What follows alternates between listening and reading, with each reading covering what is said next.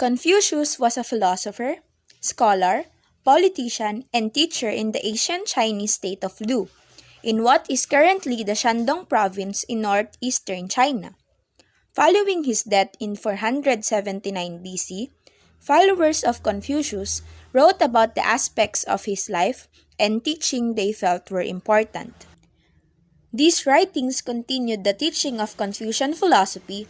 They were added to over the next several centuries. The order of the original documents has been rearranged significantly. This anthology of quotes from Confucius and his disciples, important events in his life, and descriptions of here are today called the Analects of Confucius, or just the Analects. Today, we will present different kinds of stories that will show how we can apply the teachings of Confucius in our daily lives. First is the Golden Rule. There were two popular students at Xavier University. The first one is Leica, a simple, jolly, and friendly type of student who is known for being kind to other people. On the other hand, Rachel is a total opposite of Leica. Rachel was known for being the school bully. She rarely smiles, she don't have friends, and she always thought that being popular because of her wrongdoings can make her strong and that she don't need other people's help. Little did she know that there will be a time that she will need to ask for help. While Rachel was walking on her way home, she came across a group of college students. "Oh, hello there, the high and mighty Rachel. It is nice to see you here.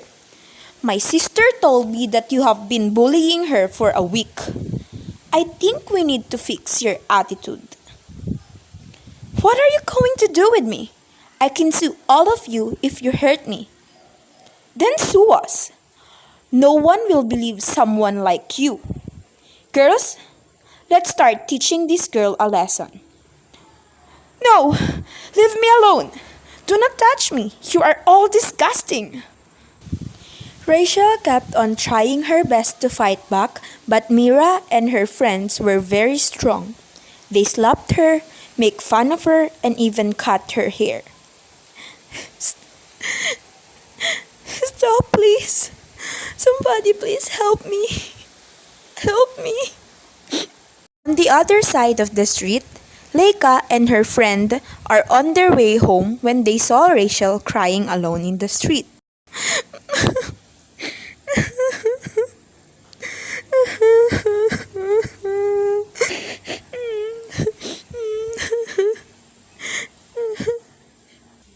Wait, is that Rachel? What happened to her? Why is she crying? Serves her right. She deserves that after all the bad things she had done. Finally, someone gave her the taste of her own medicine. Let's go home, Leica. Leica didn't listen to Jane. She approached Rachel and offered some help. "Stop crying, Rachel. Come on, we will help you. I'll lend you some clothes and we will take you home."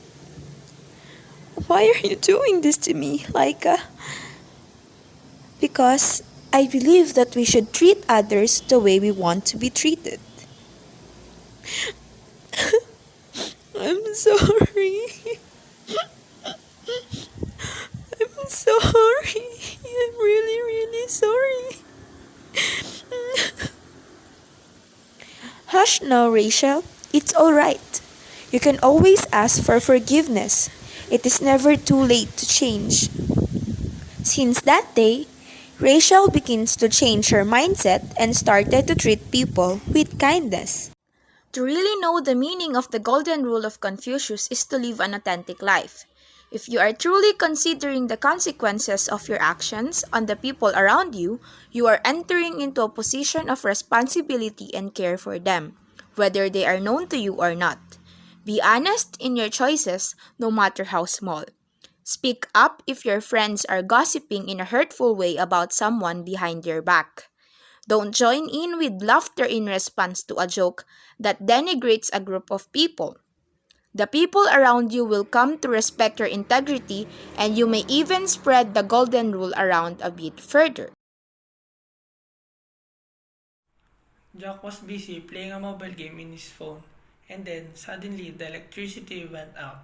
He is living with his grandmother since his parents died in a car accident when he was 14 years old. Oh boy! Why does the electricity need to be out now? I almost win in that game. Jack, come over here. We need to talk. I'm coming, Grandma. Your teacher called me this afternoon. She said that you are supposed to lead the prayer on your morning class last week. But you intentionally skipped class, and worst, you were caught smoking on the computer shop near the school. We have already talked about this, Jack. I'm very disappointed. I'm sorry, Grandma. I know that I promised you that I will not skip class again, but I still disobeyed you. I just don't want to lead the prayer.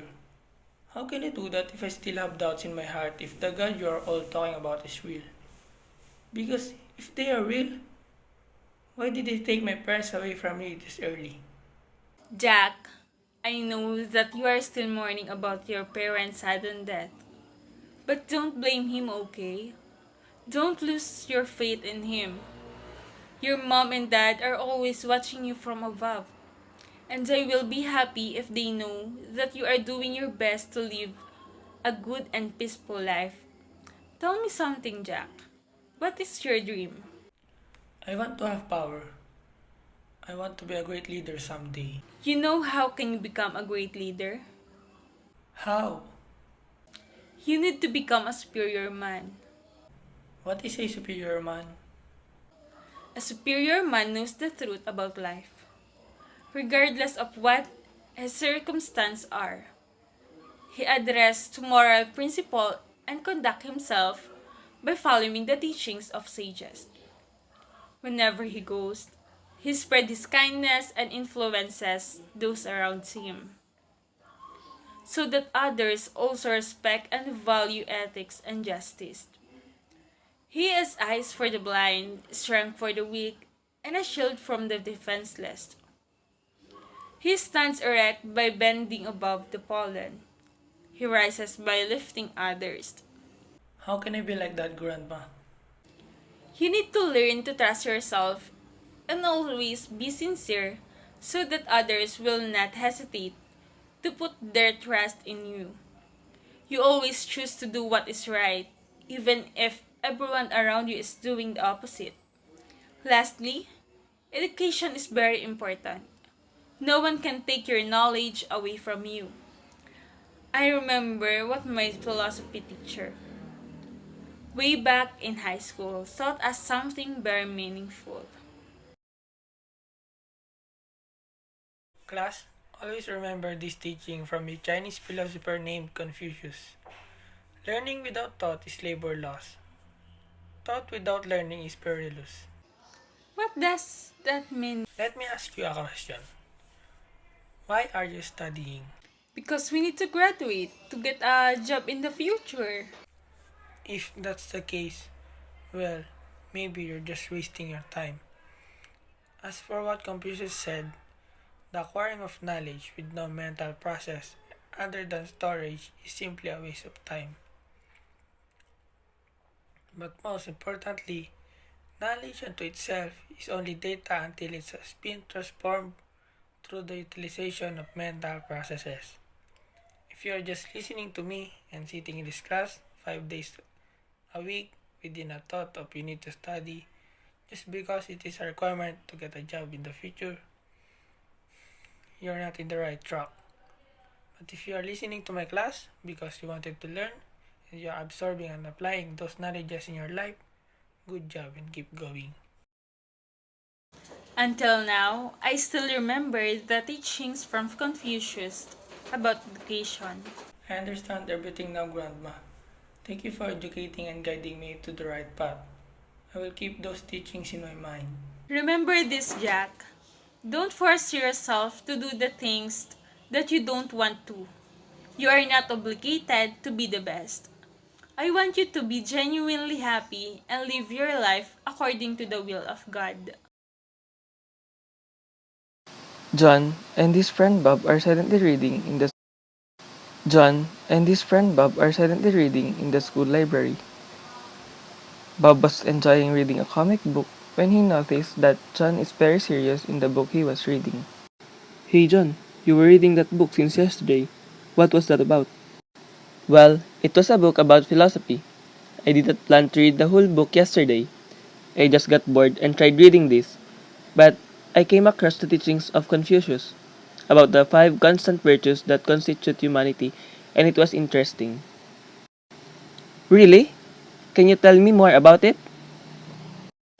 Yeah, sure. Within Confucianism, there are 5 constant virtues or wusheng. In descending order of importance, the virtues are benevolence or ren, righteousness or yi, propriety or li, wisdom or zi, and fidelity or sin.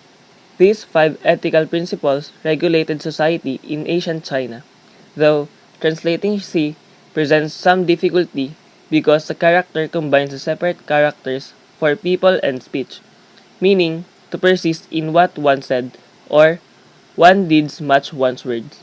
The meaning is best described as the English words fidelity, integrity, honesty, trust, faith, or promise, but it does not directly correspond with any of these individual words. By the way, John, I know one of his teachings. It is the filial piety. Are you familiar with that? No, Bob, but I will appreciate if you tell me what that is. You know what, John? Filial piety is the greatest of all virtues and should be demonstrated to both the living and the dead. It deals with the level of respect and obedience a child must show their parents. Since filial piety extends to both the dead and living, ancestor worship was formed from this Confucian teaching. It is the honor and respect children show their parents, grandparents, and elderly relatives. For example, when children demonstrate filial piety in China, they are viewed as trustworthy and respectable. Children who don't show respect to the elderly in their lives are viewed as shameful and of bad character. Wow, that was a great thing to show respect to other people. Thank you for sharing that information to me. I learned a lot of things that I can apply in real life. I will definitely finish this book. Filial piety, or Shao in Chinese, is a virtue of respect for one's parents, elders, and ancestors. In more general terms, filial piety means to be good to one's parents, to take care of one's parents, to engage in good conduct not just towards parents, but also outside the home so as to bring a good name to one's parents and ancestors, to show love, respect, and support, and to display courtesy. For me, nowadays, we Filipinos practice this kind of filial piety, which is pagmamano. The 5 constants. The 5 constants, also known as the 5 classical virtues, or wushang, are the 5 most important Confucian ethics mentioned in the Analects and the Book of Mencius. This includes the following: the ren, or benevolence; yi, or righteousness; li, or propriety; zi, or knowledge or wisdom; sin, or fidelity. Ren, or benevolence, generally means human-heartedness, ultimate foundation of Confucianism, the essence of all virtues and the ground of human dignity. Universal and particular perspective, primary principle of human actions in the former and principle of moral justification in the latter. It can be interpreted as both golden rule and silver rule, loving others and consciousness of human others. Yi, or righteousness, the moral disposition to do good, the ability to recognize what is right and what is wrong. Some actions should be done just because they are right, regardless of the outcome. The value of the act is the rightness of it, regardless of the intention or the outcome. Li, or propriety. Li sets the form of moral life and the proper ritual of a civilized life. As propriety, Li pertains to the rule and conduct that reflects a person's goodwill, doing things in a right way and virtue that forms man's conduct. Also, Li is aided by Ren for one to show concern for others. Zi, or wisdom. It means not just having knowledge, but with that knowledge, also having the capacity to make correct judgments and decisions. If you have wisdom, you also have reason. You have discretion regarding good and evil, right and wrong, what is acceptable or not acceptable to do. Knowing all of that could be called wisdom. Shin or trustworthiness. It relates to believing and trusting. It is about virtue in dealing with people, not breaking promises, not deceiving others, and doing exactly what you said you would do.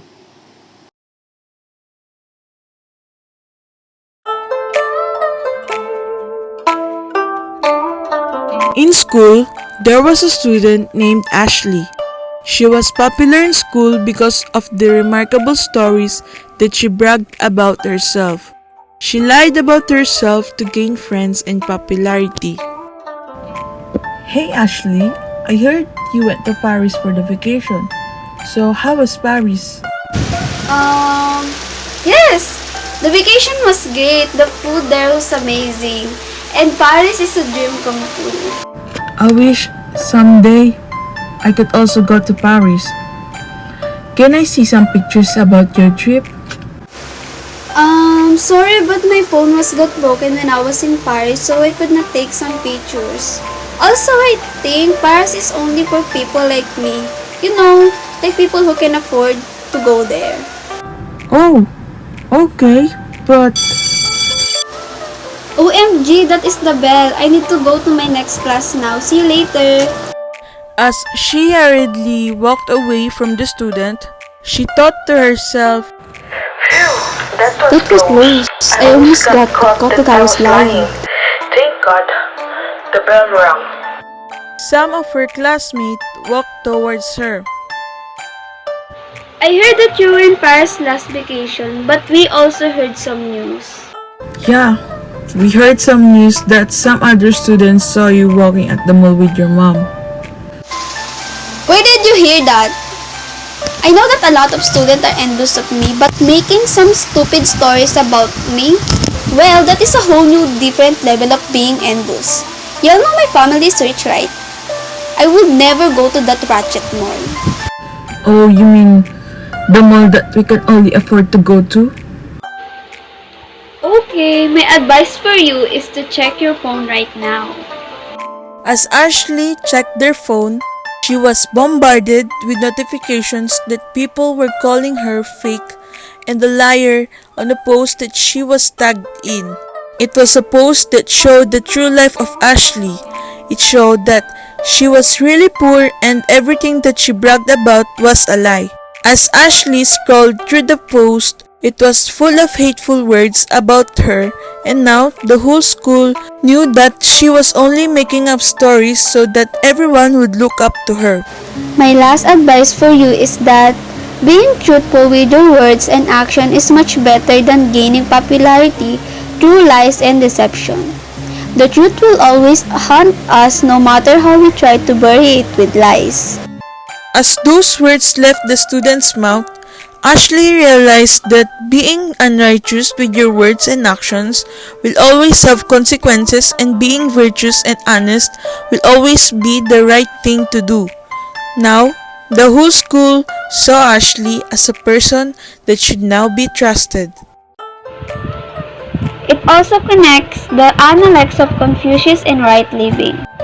There is a quote there says that let his word be sincere and truthful, and his actions honorable and careful. Such conduct may be practiced among the rude tribes of the south or the north. If his words may be not sincere and truthful, and his actions not honorable and careful, will he be appreciated even in his neighborhood? It means that we need to be truthful, honest, and sincere of our words, because lying can eventually lead to graver consequences. In a household in a city, there is a teenager named Errol. He was rude to his parents. He was very hesitant to make friends because he was selfish, and he only thinks about himself. And Errol was a bad student with horrible grades. As Errol was getting ready to sleep in the bedroom,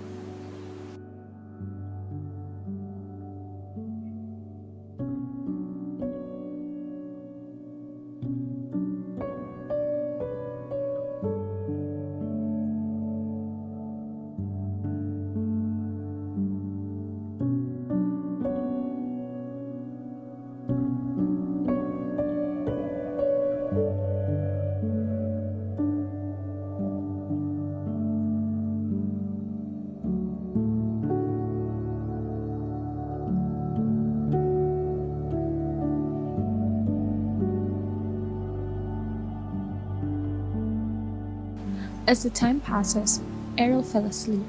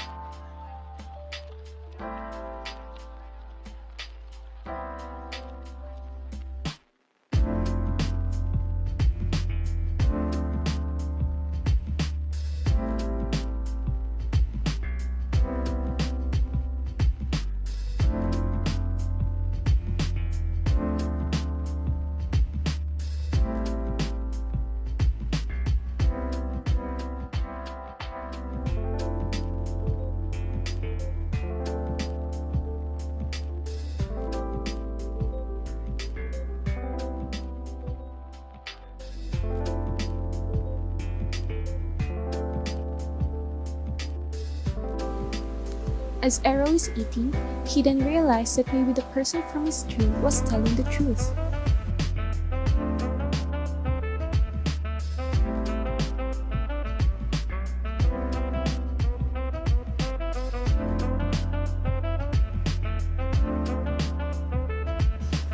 As the time passed, Errol slowly changed for the better and is now doing his duties as youth. Errol started to give respect to the elderly. He became selfless and he took his studies seriously. Now, Errol is a well-renowned chef, popular for the delicious food he makes and for being a person with utmost respect, kindness, and intellect.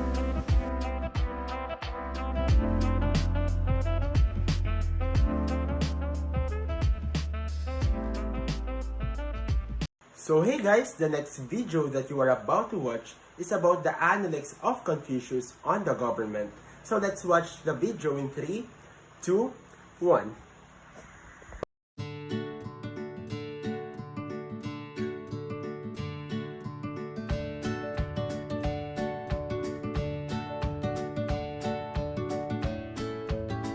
Mr. President, some of the people are outside. They are asking for your help. Oh, I'll be there immediately. Hello, good day everyone. I hope you didn't wait for too long. So, what seems to be the problem? Mr. President, I need some money for school. Can you send your number to my secretary? I'll send you the money later through GCash. And there's an iPad and a laptop. Mr. President, I need a kidney donor for my sick child. Oh, poor child. Wait. Here's my kidney. Mr. President, we caught this thief. What should we do with him? Oh, a thief? Don't kill him, don't hurt him. Take him to my office. Maybe he just needs some help. Killing doesn't resolve anything. And call a doctor, please.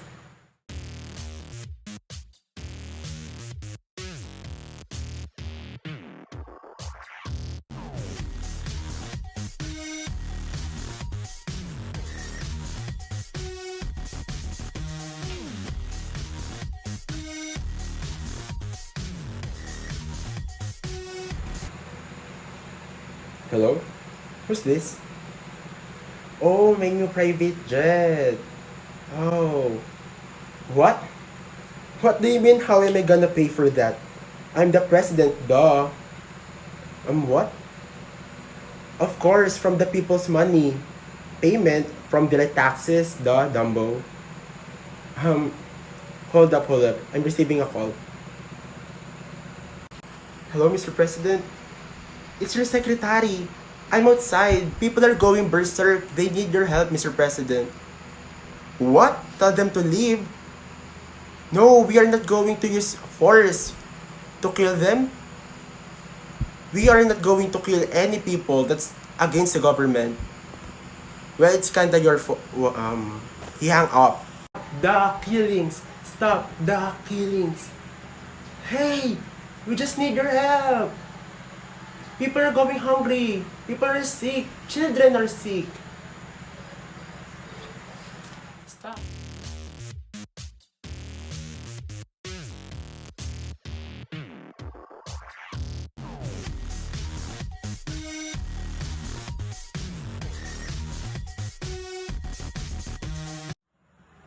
So hey guys, the video that you have watched is based from the Analects of Confucius. And according to the Analects of Confucius, a good government does not kill, is not selfish, it thinks of the people first before them, and lastly, it helps the needy, near or far. And from the video, according to the Analects of Confucius, the people will follow a good government if the government do its part. If there is unity within the government and the people, then peace and serenity will follow. So that's all. Thank you.